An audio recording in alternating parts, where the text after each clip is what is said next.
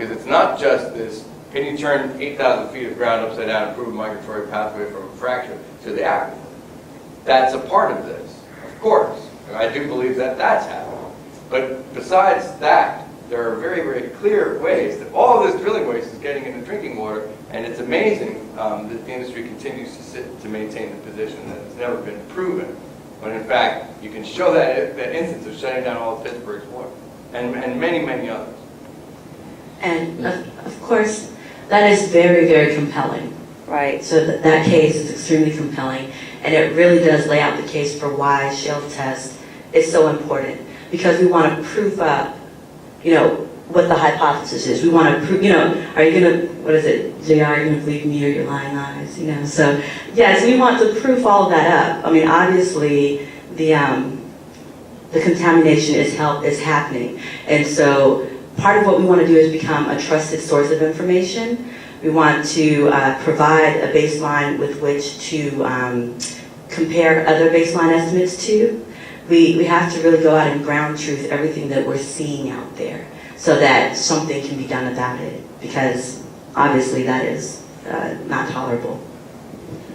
One of the questions that I had in response to the now famous line that we heard probably, 1,000, 1,500 times at the EPA meeting in Fort Worth, the Hilton, a couple of months ago, was there is not one documented case of groundwater contamination through hydraulic fracturing. And to me, and I'm not a scientist, although I am sitting next to one, and I did stay in Holiday Inn Express last night, is that the question that comes up is, it suggests that if they're able to say that, they must have done some kind of a study to show that the contamination that does exist really has, in their mind, have nothing to do with the contamination. So here's the question. How many cases of groundwater contamination are out there that are not on or near a gas field? And I think that would be very compelling information to know.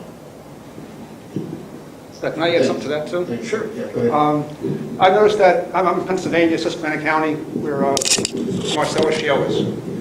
I documented some footage of them dumping sawdust into their waste pits, hauling it away in dump trucks to the landfill.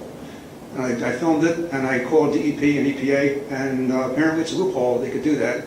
Once they put sawdust into the fluids, it becomes a solid waste, and it's no longer under the oil and gas part of EPA or DEP.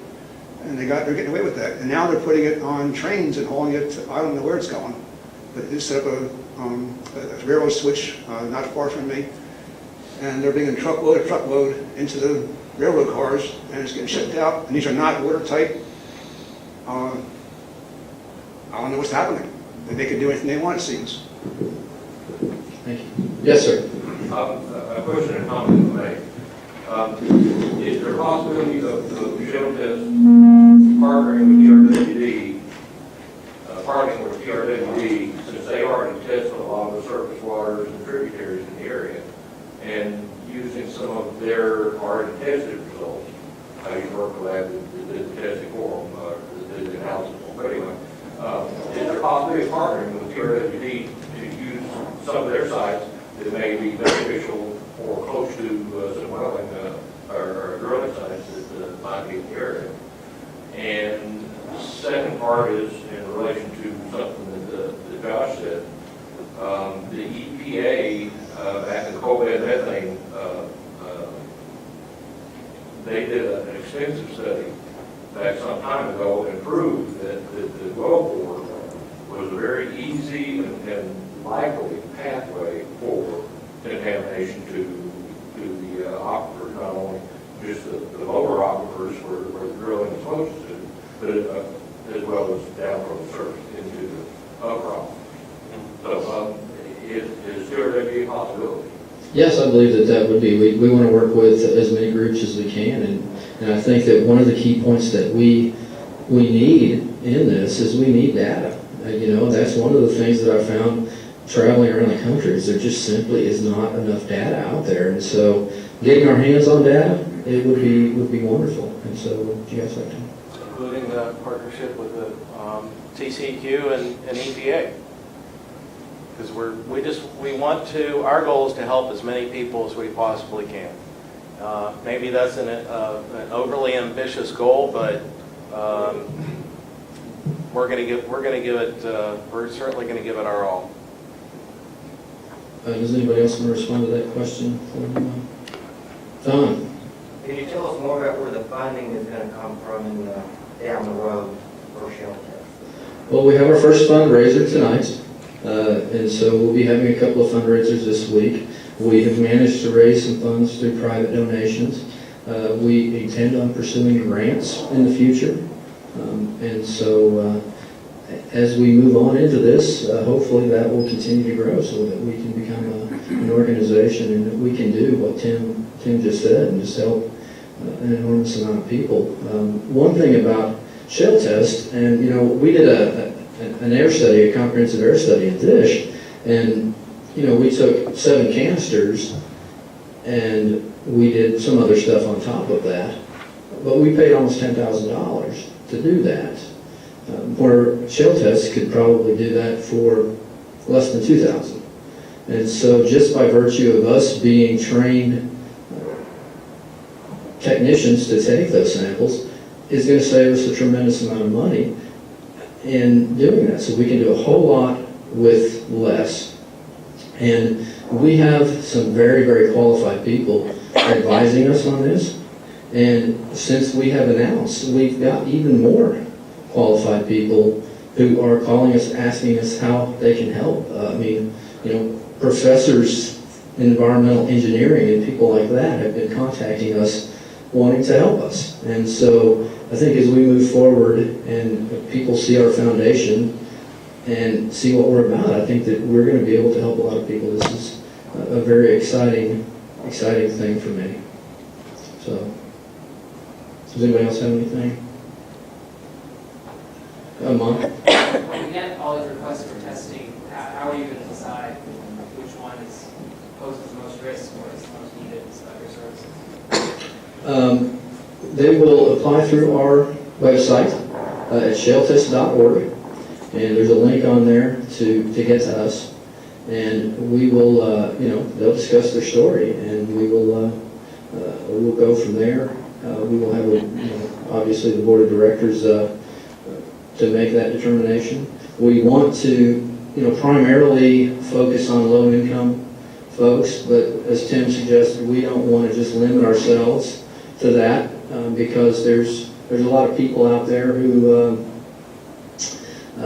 are in the middle of the road and who may not be at the poverty level, but a single mom with a couple of kids who lives in a small home out in a rural area. She may need testing more than someone else. And so that's a decision that will be made by the board members. And would anybody like to add anything to that? Okay. Cora? Ms. Cora Bell, we could hear the accent. I think I can add to that in this situation that I had in Corinth where we had a public hearing coming up pretty quickly and I literally fell to my knees to Tim and Calvin to ask for their help before the gas well was permitted. So in that situation, I think we'll also have to look at the time frame as far as how soon these risks are coming in and whether it's a current risk that's already there or whether it's a risk that we could potentially avoid as well. That's a very good point, Cora. Very, very nice. And I think one thing, and the murky water that I carry around is actually left in my vehicle. But most of you that have seen me speak have seen that murky water. And that, they drank that murky water for almost a year because they didn't want to pay $500 to test it. And when they did, they found that it had arsenic at 7.5 times allowable drinking water standards.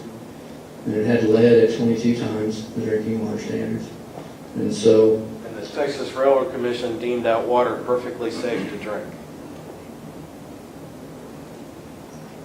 Yes, sir. Are you testing and distinguish the specific ingredients that are the problem in the fracking fluid? Or are you just going to be randomly picking up like this arsenic and lead and all these other things are the pollutants? So it's one of the dirty cities in America, Pittsburgh, and then infusing that. Also, are you just going to be testing the amount of gas that's being emitted from the well? Are you going to have a specific spectral rate to separate it out? And of course, you have to compare it to some kind of baseline to see what the damage occurring from that specific source. I'm kind of just want to know. Right, and I think that... What you just said, that you have no idea that there's lead or what, that doesn't necessarily have anything to do with damage coming from natural gas drilling operation. I'm like, Gary, I'm not against drilling, I'm against damage. So anyway, I just want to bring it up because I think you make a mistake just to be testing water for contamination, and you need to make sure that it's specifically coming from that particular frac fluid.